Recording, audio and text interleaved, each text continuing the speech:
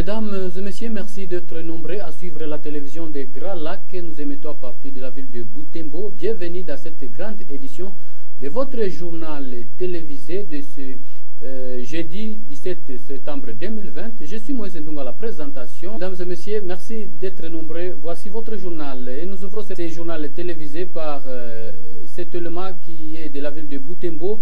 Manifestation ce jeudi 17 septembre 2020 à Butembo.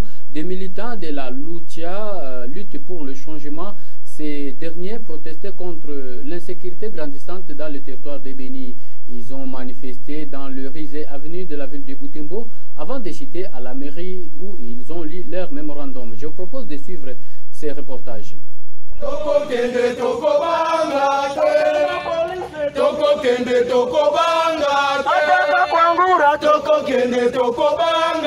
Les militants du mouvement citoyen Lutte pour le changement, section de Butembo, ont été dans la rue ce jeudi 17 septembre 2020 pour protester contre l'insécurité caractérisée par des tueries des civils dans le territoire de Beni. Porteurs des calicots sur lesquels on pouvait lire « Chères autorités congolaises, prenez à compte les avis et revendications du peuple sous votre gouvernance. Beni crie vengeance, trop c'est trop ». Ces manifestants se sont dirigés jusqu'à la mairie de Butembo où ils ont lu leur mémorandum adressé au président de la République devant l'autorité urbaine, mémorandum dans lequel ils ont d'ailleurs mis certaines recommandations. À Monsieur le Président de la République démocratique du Congo, silence au-dessus. Monsieur le Président de la République, depuis 2014, la région de Beni, Butembo et Ituri est secouée par une série de massacres, pillages, enlèvements, incendies de maisons et véhicules, viols et consorts, dont les auteurs sont les islamistes ADF selon les autorités gouvernementales. Déplacer l'état-major général jusqu'à Beni, comme vous l'avez bien promis dans vos discours de campagne et dans d'autres occasions.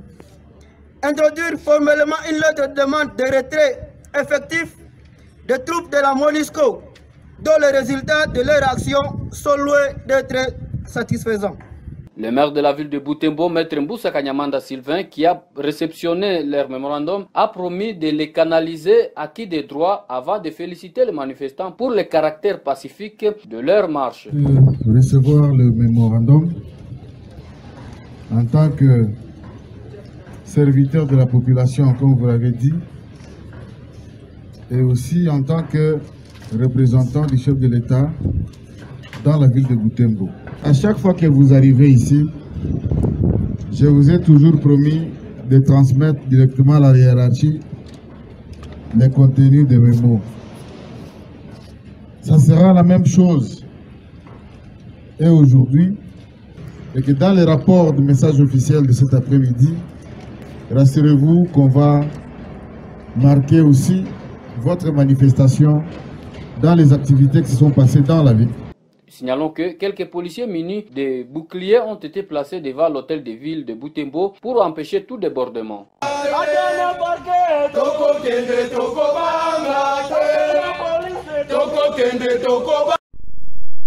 Et nous restons toujours dans cette ville commerciale de Butembo. Comment le Parlement des jeunes Butembo-Lubero interprète-t-il la proposition de loi portant sur les services militaires obligatoires pour tous les jeunes avant d'affronter les études supérieures? Votre télévision est allée à la rencontre de John Kameta, rapporteur de cette structure de jeunes, qui indique que cette proposition est bonne, sauf que le moment n'est pas opportun. Je vous propose de suivre ici John Kameta. En soi, la proposition, elle est bonne, mais il y a encore des amendements par rapport à cette proposition, parce que nous sommes aujourd'hui dans un contexte qui semble être vraiment particulier, surtout ici à l'est de la République, où il y a beaucoup de milices dans le territoire de Lubero, dans le territoire de Beni par exemple. Il y a aussi les conflits fonciers ici qui rongent notre communauté. Il y a les groupes de pression qui menacent. Il y a même beaucoup de questions par rapport à cette proposition de loi, parce que nous avons pensé que même une fois on l'applique à cette période, ça peut maintenant être, ça peut donner une pépinière pour ceux qui ont l'intention d'organiser des milices, pour ceux-là qui ont l'intention peut-être de créer des groupes de pression qui sont agressants par exemple, parce que nous l'avons vu, il y a des groupes de pression, une fois ces groupes de pression veulent paralyser les activités, ces groupes de pression s'imposent. Il y a aussi des questions par rapport même à la logistique, parce que jusque-là, les centres de préparation où pouvaient se préparer, où les jeunes pouvaient faire de cette formation ne sont pas encore préparés. Et le ministre lui-même, dans sa conférence, il a dit qu'on pouvait déplacer les jeunes de Butembo jusqu'au Bas-Congo, de Butembo jusqu'en Équateur, de Butembo jusqu'au Kasaï.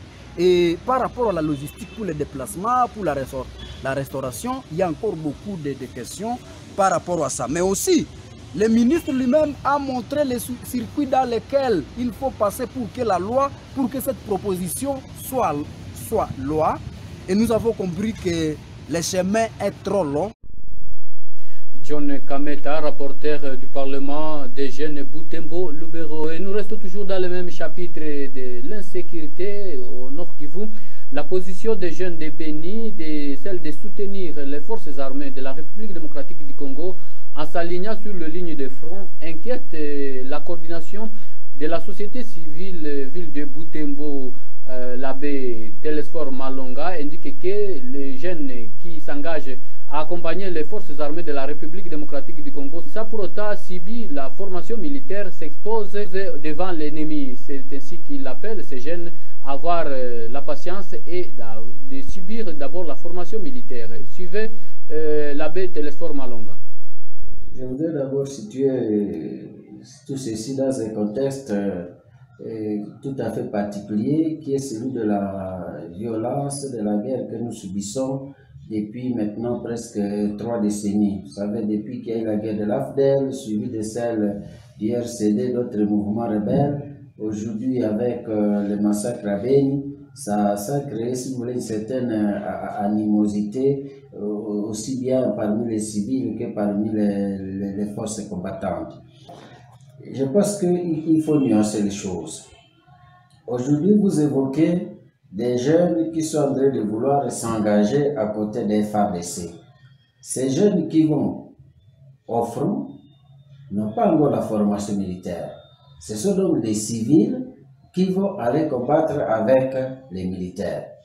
Je sais que lorsque le pays est agressé, il y a des possibilités de collaboration des civils avec les militaires, notamment dans le cadre de ce qu'on appelle la mobilisation générale. Mais cette mobilisation doit être à principe décrétée ou ordonnée par les autorités compétentes. Peut-être les chefs de l'État, bon, peut-être à la demande des autorités militaires, pourquoi pas. Mais des jeunes qui vont directement au front, je pense que ça c'est quelque chose qu'il faudrait dans un premier temps décourager, dans la mesure où ils n'ont pas encore la formation nécessaire, dans la mesure où ils ne connaissent pas la tactique, même les techniques, peut-être la stratégie militaire, de façon qu'en cas de danger, ils risquent de se retrouver exposés. Abbé Télésphore Malonga, signalons que c'est responsable de la coordination de la société civile ville de Butembo appelle les jeunes à intégrer les forces armées de la République démocratique du Congo et d'être formés en fait de pouvoir participer ou défendre leur territoire au sein même de l'armée congolaise. Et nous restons en ville de Butembo, mais cette fois-ci parlons du développement. Bonne nouvelle pour les habitants et les usagers de la route Mutsanga. Les travaux de construction du pont du cinquantenaire vont bientôt toucher fin. C'est le constat fait par votre télévision. C'est jeudi 17 septembre 2020. Suivez ce reportage. Les travaux de la construction du pont du cinquantenaire se poursuivent normalement. Situé à commune Boulenguera, route Mutsanga, sur la rivière Kimemi. Ce pont est d'importance capitale par le fait qu'il permet le ravitaillement de la ville de Butembo à denrées alimentaires à provenance de la chefferie de Bachou. Selon les techniciens rencontrés sur place par les rapporteurs de la RTGL, les activités de collage de la dernière dalle pourront intervenir la semaine prochaine. Rappelons que les travaux de construction de ces ponts sont exécutés par l'entreprise Gérisson Construction, mais jusqu'à présent, le coût de ces travaux n'est pas encore révélé au public. Mesdames et messieurs, c'est par cet élément du développement que nous mettons fin à ce journal télévisé de ce jeudi 17 septembre 2020. Je témoigne donc à la présentation, la réalisation de Archange Kambale au nom de toute l'équipe rédactionnelle de la RTGL TV. Nous vous disons merci d'avoir été de nôtres. Retrouvez la rédaction centrale de votre télévision. À la prochaine.